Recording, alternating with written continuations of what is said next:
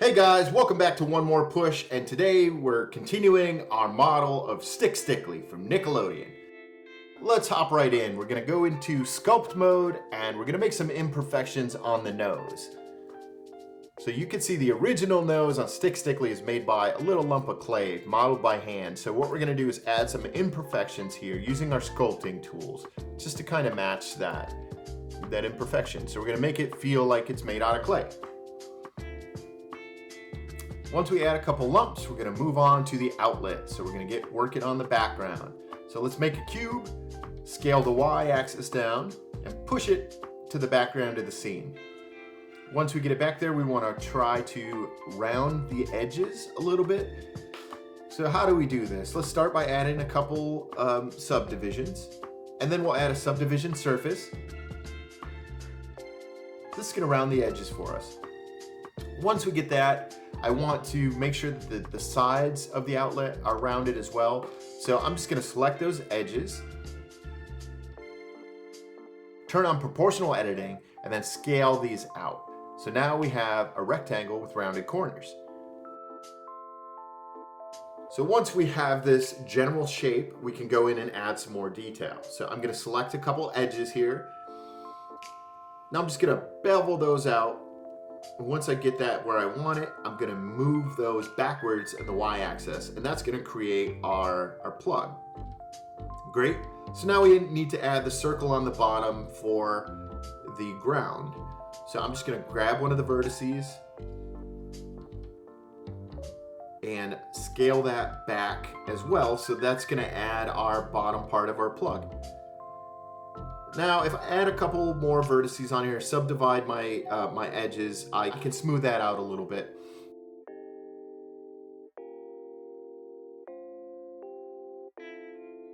Now what we're going to do is round the face of the outlet. So I'm just going to grab a couple vertices, make sure that my proportional editing is turned on, and then move those out.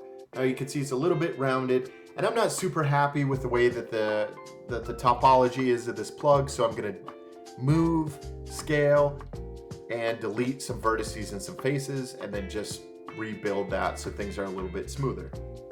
When I'm happy with that, I'm just going to duplicate the outlet and move it down. Now we add a simple material. I'm going to call this white plastic. And again, this is just a placeholder material that we'll eventually replace with a better material, but this works for now. We'll make another cube, scale it down, and reposition it, and this will become our back plate on our outlet. Once we have that positioned where we want it, we're going to parent the outlets to the back plate. We're going to add some subdivisions.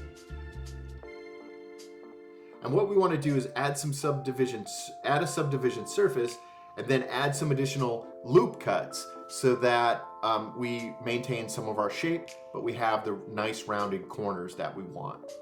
We also want to round the face of this as well. So after we get our subdivisions in place, we're going to grab the corners, and we're going to actually grab the edges of the front of the plate, and we're going to just move those back with proportional editing on, and this is going to add a rounded face that we're looking for. So with the subdivision surface, we can smooth things out, and then we can always right click, shade smooth, and there you have it. That's our base plate for our outlet.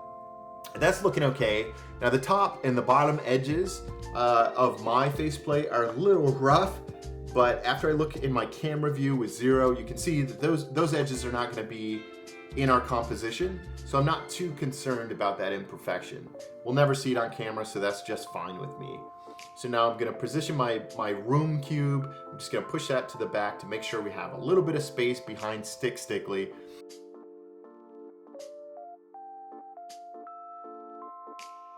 Now we're going to make our desk. So how do we do that? We make a simple cube, add a subdivision surface, and now we can start adding loop cuts and then extrude our faces, and this is going to create the shape of our desk. So just scale it down, reposition it, go into face mode, select the edges, and extrude. And now we can scale those faces down to add a little bit of shape here. If the edges are too rounded, you can add a loop cut if you want to add more of this kidney shape, you can grab the edges and just reposition those a little bit. And now we get the desk looking just right.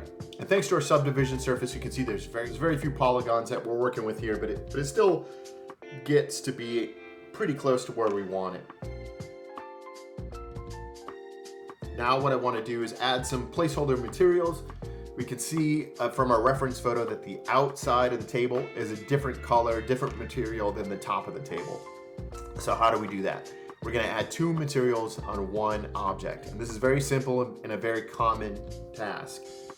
So our subdivision surface, you can see, is a little strange right now because it's not applied. But that's easy. You can click this little button over here, and now it's going to be easier to select your faces at the top of the desk. And now we're going to extrude this just to add some further separation from the edge. And once I get that exactly where I want it, I can add a new material.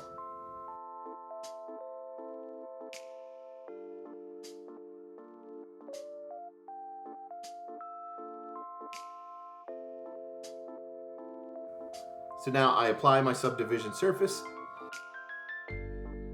And now I add a placeholder material. I'm just gonna make it brown. And with my faces selected, I click assign, and that's gonna add our new material just to that selection. So we go into material mode so we can see our colors. Now I add another material, and this is gonna be applied to the rest of the mesh. Now I can add a placeholder material on the back plate of our outlet. Render this out, and you can see this is looking pretty close to what we want.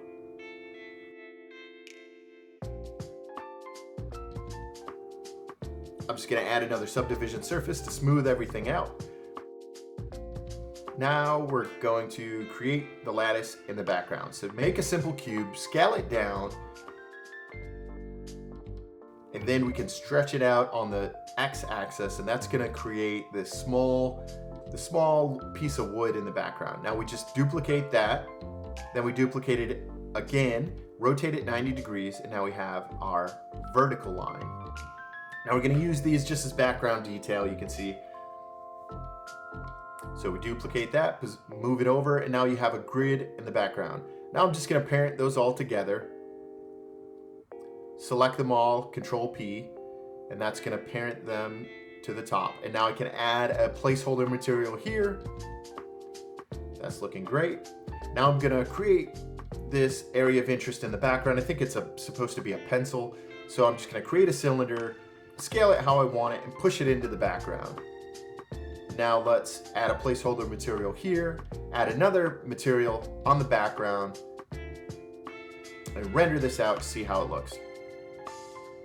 Okay, we still got a long way to go, but we're getting there, guys. Stick with it, give it one more push, like, follow, subscribe, and tune in for part 3 of the Stick Stickly tutorial.